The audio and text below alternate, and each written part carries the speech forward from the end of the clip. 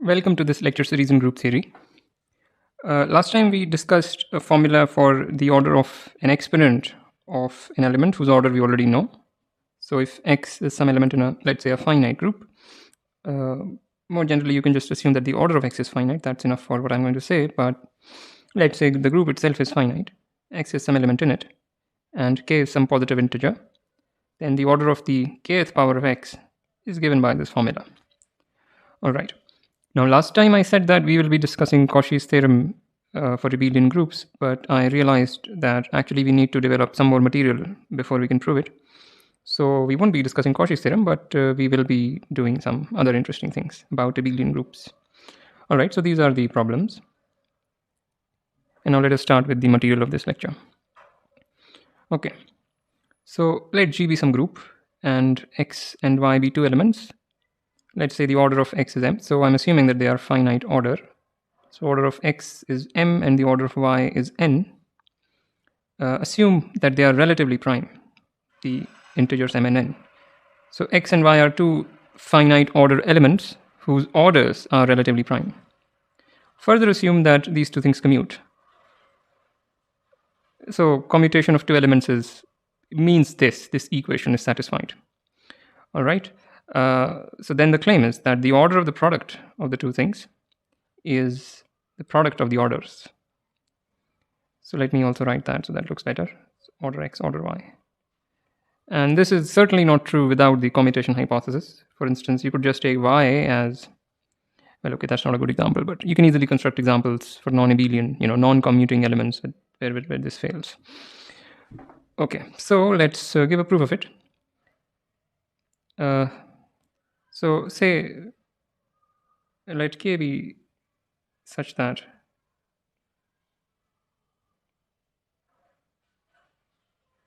xy to the power k is identity. And we want to show that the minimum such k is m times n. All right, so by the fact that x and y commute, we get this thing is equal to x to the k, y to the k.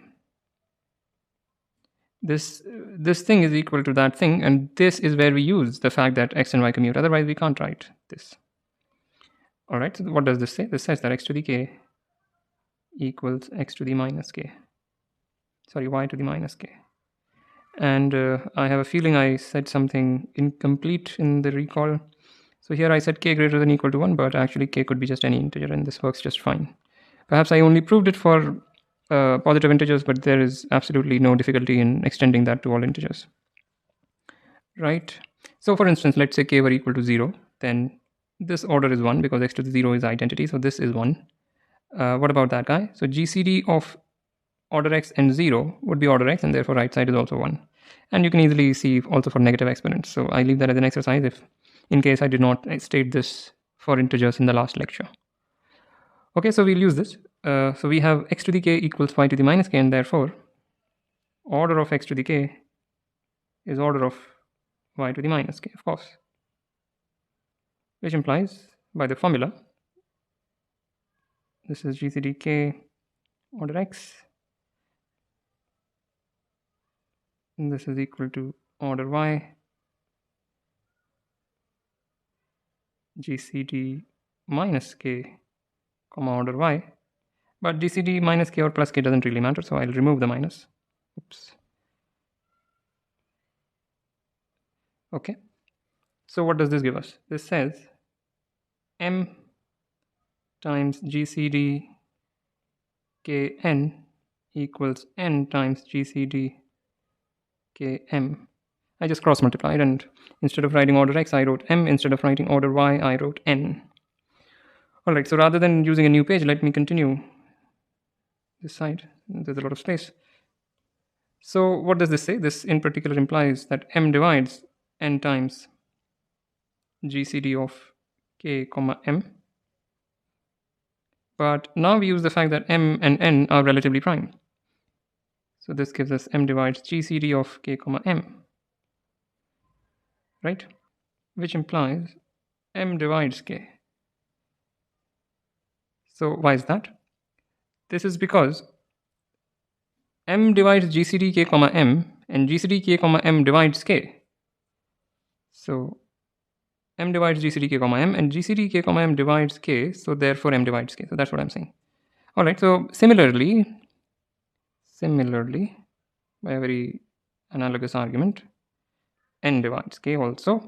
And again, since m and n are relatively prime, we have mn divides k, and therefore k is at least mn.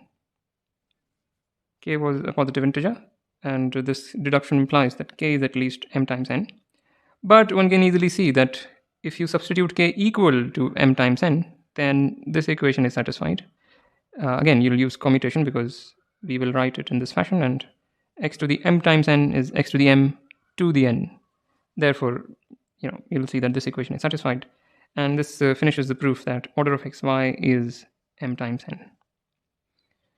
Okay. Straightforward generalization of the previous lemma is the following. Or well, I shouldn't say generalization. The thing is, the previous lemma, we only assumed x and y commute. So if we assumed that our group is abelian, then we need not write this part. Then we may forget about this hypothesis because, well, what is an abelian group? A group in which any two things commute. So this part would automatically be satisfied. And typically this kind of lemma will be used only for abelian groups. So let's just read this lemma as a lemma about abelian groups. So you fix an abelian group. Suppose you have two elements with relatively prime orders. Then the order of their product is product of their orders.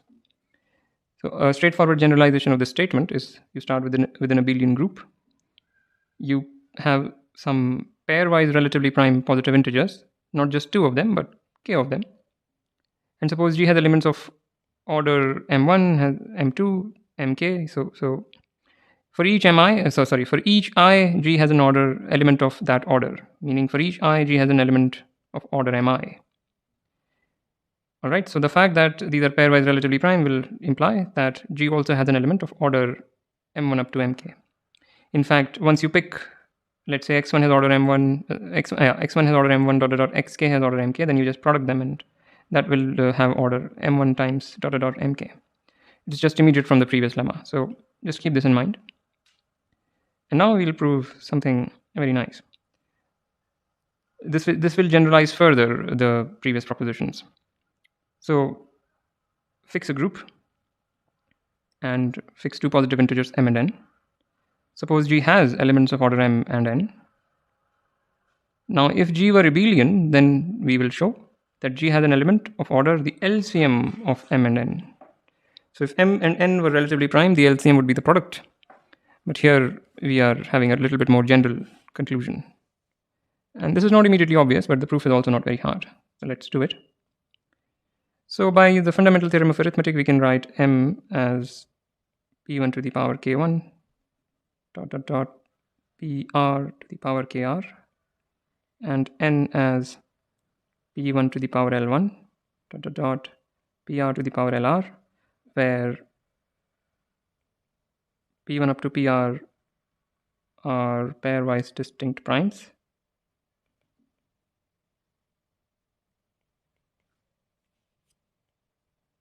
And ki and li are each non-negative. Okay, so we can find such primes and such k1 up to kr, etc. All right. So let's say let x have order m,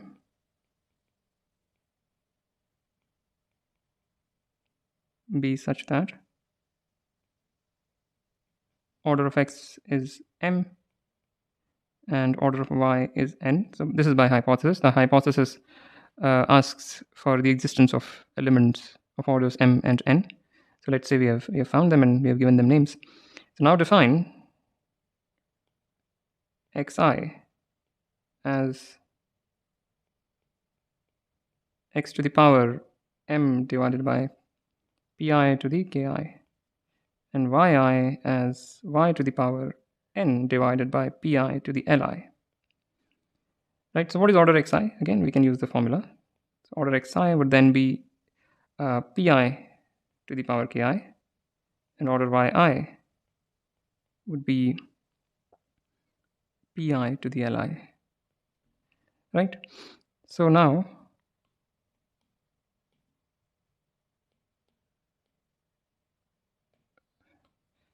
so now define Zi as xi if ki exceeds li, and yi if ki is strictly smaller than li. So what is the order of Zi? Order of Zi is pi to the power max of ki and li. And now note that order Z1 up to order Zk are pairwise relatively prime.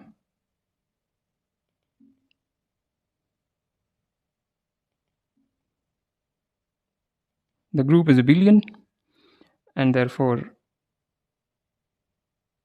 order of the product is product of orders, which is p1 to the power max k1 l1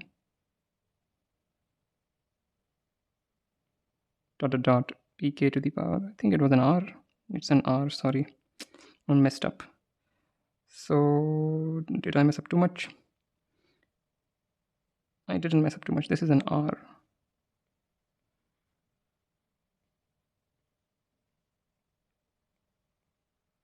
KRLR.